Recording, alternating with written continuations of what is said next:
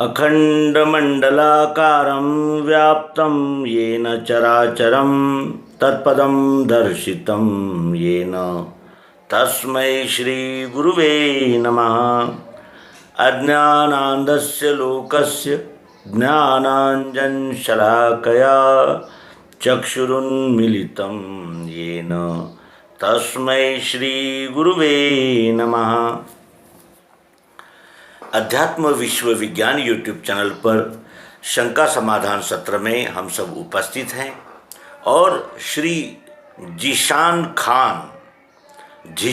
खान का प्रश्न है कि भगवान भाव के भूखे हैं, इसका क्या अर्थ होता है, इसका क्या आशय है।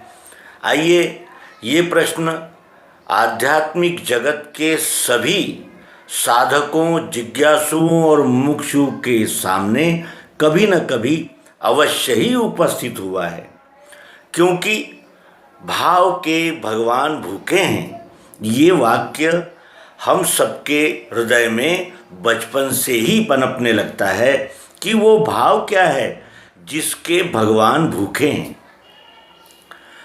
भगवान ही क्यों, यहाँ तो इस विश्व का एक एक कण भाव का भूखा है। जैसे हमारे मन में भाव जागते हैं, वैसा ही हमारा कर्म होने लगता है। भगवान श्री कृष्ण जी भी गीता में कहते हैं कि अंत काल में भाव जो जिसके मन बस जाए, उसी भावना शक्ति से वही रूप बन जाए। भाव कितना महत्वपूर्ण होता है। भाव क्या है? तो भाव विचार है।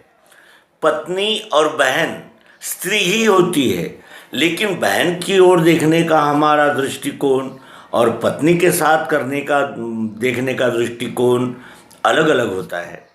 स्त्रियां दोनों हैं, दोनों हमारी देखभाल ही करेगी, दोनों ही हमें प्रेम ही देगी, लेकिन इसके प्रेम के साथ सद्भावना, सहनशीलता और समर्पण जुड़ा हुआ है, तो उसकी भावनाओं के साथ कल्याण और उसके जीवन का उत्कर्ष इतना ही जुड़ा हुआ है। फर्क क्या है? भाव का फर्क है। भाव अनंत प्रकार के होते हैं। काम भी एक भाव है, क्रोध भी है, मोह भी है, लोभ भी है, ये सब भाव ही है। और फिर भाव का ही भगवान भूखा है, ये भी कहा है। तो भाव का भगवान भूखा है, इसमें भगवान भी ये शब्द आया हुआ है।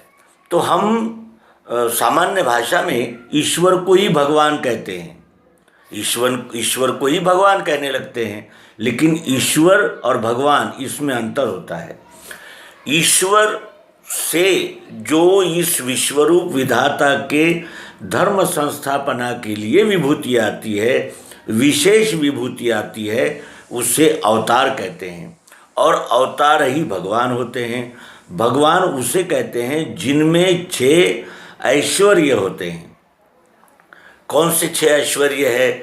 श्री और कल्याण, ये 6 प्रकार के भग जिसे कहते हैं वो ऐश्वर्य उनमें होते हैं।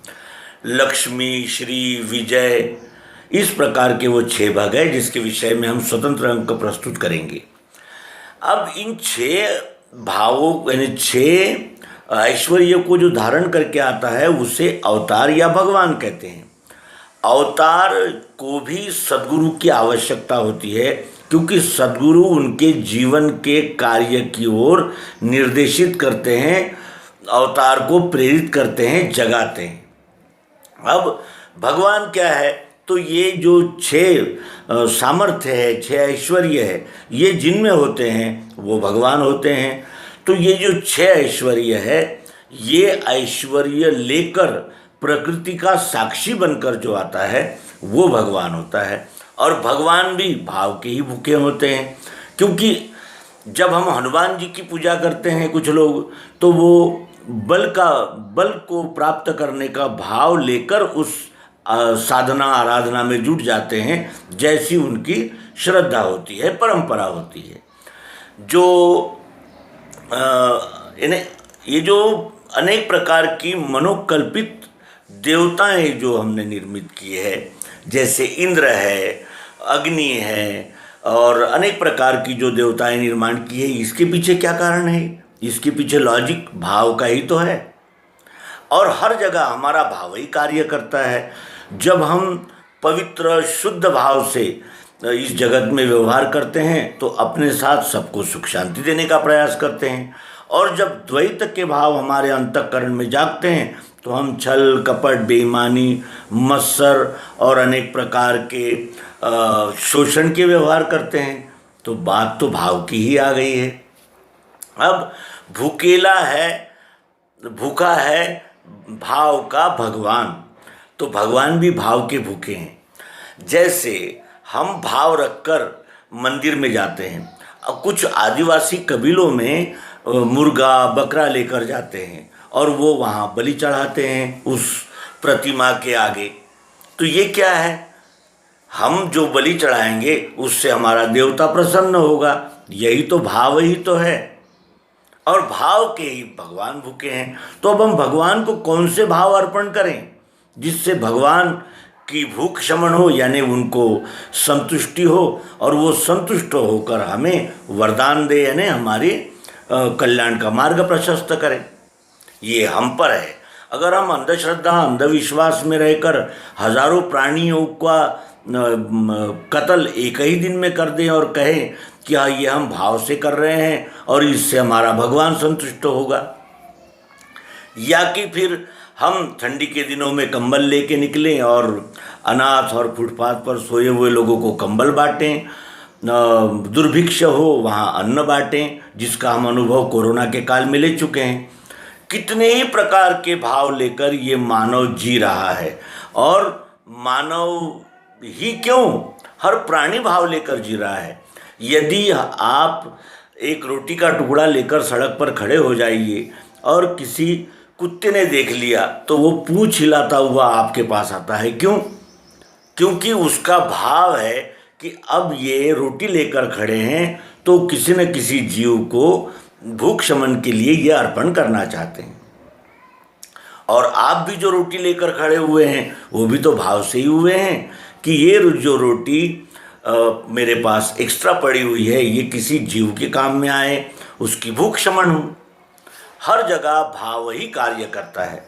और इसी भाव के प्रवाह में ये भी देखें कि भगवान श्री कृष्ण जी श्रीमद् भगवद गीता में कहते हैं, अंत काल में भाव जो जिसके मन बस जाए उसी भावना शक्ति से वही रूप बन जाए। यदि अंतिम समय में शरीर त्यागने के समय हम में अगर छल कपट, बेईमानी और अपने ही पंथ का, संप्रदाय का अभिमान यदि जागृत है और शोषण की प्रवृत्ति उफन रही है तो हम आगामी जन्म में वही रूप धारण करके आ जाएंगे। और यदि हमारे हृदय में सद्गुरु की योग युक्ति बस गई है तो हम अंतकाल में ये विश्व ही परमात्मा है, इस भाव से इस शरीर को त्यागेंगे तो इस विराट विश्व में ही मिल जाएंगे। फिर आगामी जब हमारा जन्म होगा तो इस विश्व विराट की सेवा के लिए ही होगा। हर जगह भाव ही कार्य करते हैं और अपने भाव कैसे हो ये हम पर ही अवलंबित है, इसका कोई मार्गदर्शन नहीं कर सकता। क्योंकि हम बनावट और ढोंग पाखंड तो बाहर से दिखा सकते हैं, लेकिन हमारे अंदर में कौन सा भाव जागृत है इसका निर्णय हमें ही करना होता है और हम ही कर सकते हैं, अन्य कोई नहीं कर सकता। और इसीलिए भगवान भाव के भूखे हैं। भगवान ये अवतार युग पुरुष ये होते हैं और ईश्वर भी भाव का ही भूखा होता है। जैसा हम व्यवहार करेंगे वैसा ही व्यवहार हमें वापस में प्राप्त होगा। इसीलिए हम अच्छे भाव रखकर इस विश्वरूप परमात्मा की सेवा संपूर्ण समर्पित भाव से करें और फल की आशाएं न रखें और मैं करता हूँ ये कर्तृत्व का भी अभिमान न रखें, क्योंकि हम कुछ करते ही नहीं हैं। क्या किया है हमने? क्या हमारा जन्म होने के लिए हमने कहीं अर्जी दी थी, कहीं प्रार्थना पत्र एप्लीकेशन की थी? नहीं। नैसर्गिक आए, नैसर्गिक ही हम छोटे से बड़े हुए, नैसर्गिक ही हमें हमारे कर्तव्य का बोध हुआ, ये सब नैसर्गिक ही है। लेकिन उस नैसर्गिक मिले हुए कर्म, कर्तव्य, दिशाओं का उपयोग यदि हमने सद्भावना पूर्वक किया तो यही विश्व हमें उन सद्भावना का फल देता है। और यदि हम छोटे छोटे बच्चों के मन में नफरत, हिंसा, द्वेष के बीज बोएंगे तो आगे चलकर वही भाव उत्कर्ष होगा, उन भावों का वही भाव दृढ़ होंगे और आगे चलकर वही बच्चे हिंसक और विश्वद्रोही निर्माण होंगे। इसीलिए अपने भावों पर सतत निगाह बनाए रखना ये हम मानवों का परम कर्तव्य है। और भाव से ही मुक्ति है, भाव से ही शक्ति है और भाव से ही कल्याण है। अंत काल में भाव जो जिसके मन बस जाए, उसी भावना शक्ति से वही रूप बन जाए। तो इसलिए अपने भावों को सदैव टटोलते, जांचते, परखते रहना चाहिए। और यही सच्चा आध्यात्मिक, सच्चा धार्मिक व्यक्ति कहलाता है, जो बाहर निरीक्षण न करते हुए अपने आप का ही निरीक्षण परीक्षण करता रहे और आत्मनिरीक्षण के द्वारा ही इस जीव को सुख, शांति, प्रसन्नता, उद्धार और सार्थक प्राप्त हो सकता है।